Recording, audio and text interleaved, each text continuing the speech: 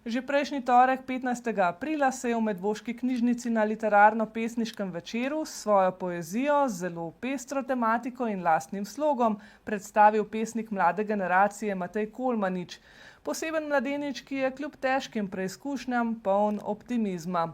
Prehodil je pot od debelušnega dečka na invalidskem vozičku, ki trpi zaradi redke bolezni, do mladeniča, ki se je postavil na noge. Po 9. operaciji je namreč vstal, shodil in se med drugim povzpel tudi na Triglav. Na tokratni dogodek je vabil tudi s kratkim videoposnetkom in prošnjo, naj zbiramo plastične zamaške. Knjižnica Medvode jih zbira za društvo Vesele nogice, ki se ukvarja s podporo osebam, predvsem otrokom, s cerebralno paralizo in drugimi nevrološkimi motnjami. Matej Kolmanič je pesnik mlade generacije, ki svojo poezijo objavlja na spletni platformi YouTube. V nastajanju pa je tudi tiskana pesniška zbirka Pota srca, moči in sreče. Na tokratno literarno-pesniškem večeru z istim naslovom mu je v boku sedela zaročenka, ali kot pravi sam, moja ljuba Evica. Spoznala sta se času primerno prek socialnega omrežja. In potem, ko je enkrat prišlo že do prvega zmenka v živo, sva že kmalu zatem rekla, midva sva drug za drugega in midva začenjava svojo skupno pot. Kakšna pesem je najbolj posvečena njej ali pač govori o vama? V bistvu, recimo, Sreča za naju je definitivno pesem, ki govori o nama. Kateri je verz iz te pesmi, ki vaju najbolj opiše? Pesem oziroma del pesmi, težko bi izbral posamezen vers, zato ker je zaključena celota in v vsakem verzu je določen pomen. Pesem je torej zaključena celota in če bi iz nje izključil le en vers, bi to pomenilo jemanje iz konteksta, nam pojasni, zato prebere kar celo. Sreča za naju, večna uganka, neznana znanka, plitka čaša opojnosti, rahla, a nežna zanka. Glasno pride, tiho gre, tiho pride, glasno gre, zate, zame, globoko v duši skriva se. Ne bogastva, ne zlata, le droben ključ srca, sreča v tebi je doma. Ne zapiraj vrat, podaj roko, prepusti toku se neskončnem, v dvoje nama lažje bo. Pesmi se za tokratno priložnost za voljo časovne zagate ni učil na pamet. Ampak pomembno je, da vem, kje jih najti, kje jih imam zapisane in da jih v bistvu z tistim čutom zrecitiram. Torej, da ob samem recitalu podoživim občutek, ki se je v meni dogajal in v meni vrel ob pesnenju. Pesmi je več 10, bliža se številki 80. Ustvaril pa je tudi 17 videorecitalov. Izbor za današnji večer je bil pa kakšen? Na čem je temeljil? Temeljil je v bistvu na raznolikosti tematik.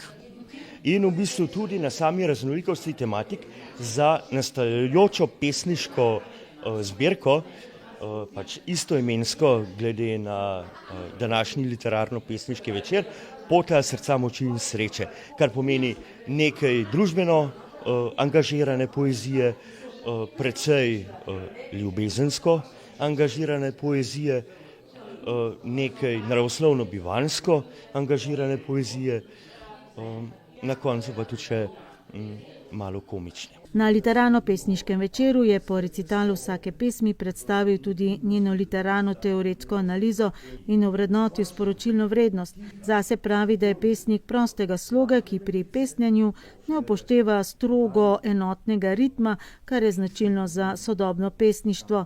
Prevladujoče pesniške figure, ki jih uporablja, pa da so rima, personifikacija, metafora, anafora, okrasni pridevek in komparacija. Nima posebnega pesniškega vzornika, saj pesni spontano po navdihu in se ne ozira na druge pesnike, niti se z nikomer ne primerja, še dodaja. Kdaj je bil tisti impuls dan? Težko bi definiral točno določen impuls. Pesnim že od ranega otroštva, bolj resno pesnim pa od pobude moje profesorice za biologijo v gimnaziji, Mike Terkov, ki je tudi sama pesnica, ima tudi za sabo pesniško zbirko z zelo pomenskim naslovom Kako diši ljubezen. Ne le motivatorka Milka Terkov mu je tudi vzornica, oseba, ki ga je s svojim osebnim pristopom in slikovito razlago bioloških procesov zapisala naravoslovju in spoštovanju življenja kot najvišje vrednote. Začeli ste današnji večer z univerzalnim zdravnikom.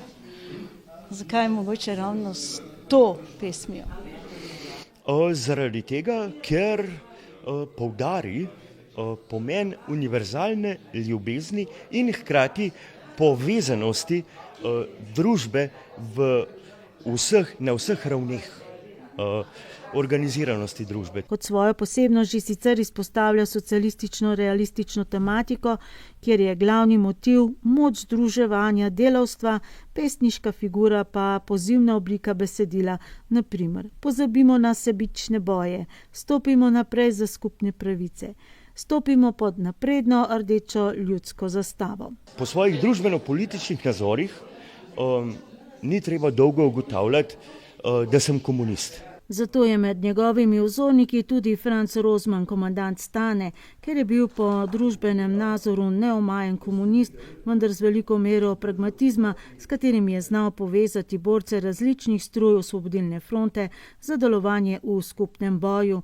Dodaja še, da je škoda, da ni dočakal osvoboditve, saj bi se pod njegovim delovanjem pisala precej svetlejša prihodnost gradnje socializma. Pa še medvoščanje, dodaja Kolmanič. Sam se je v Medvode preselil iz Ljubljane leta 2021 v stanovanje svoje prababice. Tokratni prispevek na naši televiziji pa ni njegov prvi.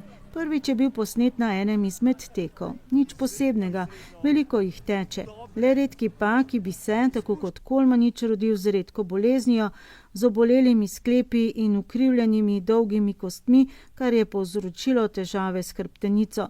Prebrodil je pot od debelušnega dečka na invalidskem vozičku do postavnega mladeniča. Po 9. operaciji je vstal in shodil in se med drugim povzpel tudi na 2000. Sem se že celo življenje boril. Na koncu tega teka nisem bil prvi, niti eden izmed boljših. Bil sem zadnji po času, ampak zase in za večino ljudi, oziroma vse ljudi, ki me poznajo, sem bil pa največji zmagovalec. Zaradi tega, ker zelo malo ljudi z takimi težavami, kot jih imam, sploh normalno hodi. Kaj šele, da bi odteklo 5 ali 10 kilometrov. Še dva vzornika ima. Prva je dr. Danica Rotar Pavlič, družinska zdravnica in redna profesorica na katedri za družinsko medicino na ljubljanski medicinski fakulteti. Kot pravi Kolmanič, je zdravnica, ki s svojim človeškim in osebnim pristopom in strokovnostjo vzbuja zaupanje in v pacientov in s tem olajša pot diagnostike in zdravljenja pri še tako težkih boleznih. Kolmanič marsikoga preseneti s poklicno odločitvijo. Ne slovenistika, ne jezikoslovje, ne primerjalna književnost ali družboslovje nasploh. In sem rekel, da ne, da v bistvu sem po duši in telesu naravoslovec. Če bo vse po sreči, če bo vse teklo kot mora, če ne bo nekih velikih življenjskih pretresov, bom dolgoročno zdravnik. Kar pomeni, da se ukvarjam trenutno z pridobivanjem formalne izobrazbe, ki mi bo omogočila pridobitev naziva zdravnik. In še enega vzornika ima, alpinista Tomaža Humarja, ki je bil sicer individualist v alpinizmu, kar je zelo v nasprotju z njegovimi vrednotami, vendar pa v ostalih aspektih življenja vpet v skupnost kot timski igralec in velik altruist. Z motom ni nemogočih poti. To pa je tisto, kar zelo slikovito opiše življenjsko pot Mateja Kolmaniča. Napovedovali so mu namreč, da ne bo hodil, pa je na svojih nogah osvojil več kot 22 tisočakov, med drugim tudi vse 3 najvišje vrhove slovenskih alpskih gorstev: Triglav, Grintovec in Stol.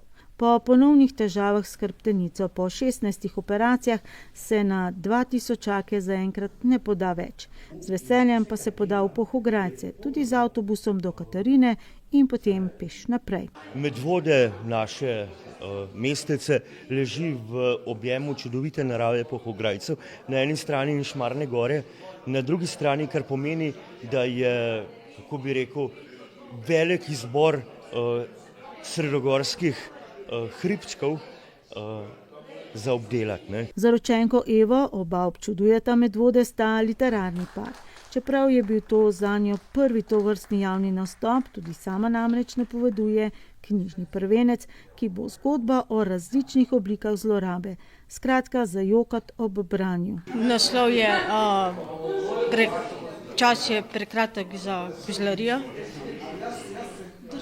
Bo sicer moja zgodba noter, ki je zelo dolga, je tudi zelo poučna, napeta, ker se je dogajalo skozi celo otroštvo in bo pač povzetek celega otroštva in cele sedanjosti.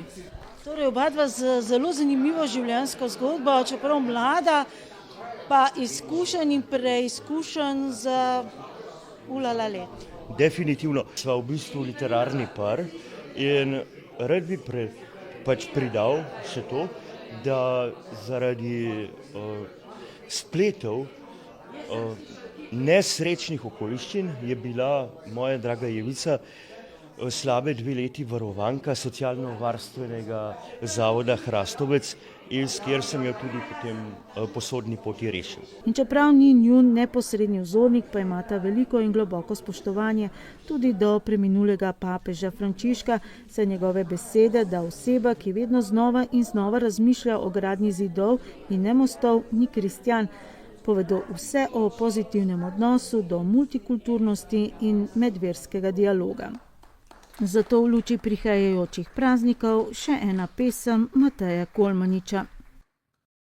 Ksenofobija le redkim iskreno res prija, družbene vezi in srčnost razbija. Deli in vladaj, njih edini je rek. V ljudskega glave uspešno sadijo že iz veka v vek. En je star, drug je v bolezni nemočen, tretji mu v drugi barvi pač koža sija. Četrti na krilih druge je vere odločen, nima veze, le da je človek človeku odročen. Razbimo strahove plehkih razlik, dajmo si duška v širini ljubezni odlik. Vsakemu po žilah kri se rdeča, vroča pretaka, vsakomur na prsni levici srce neumorno tiktaka.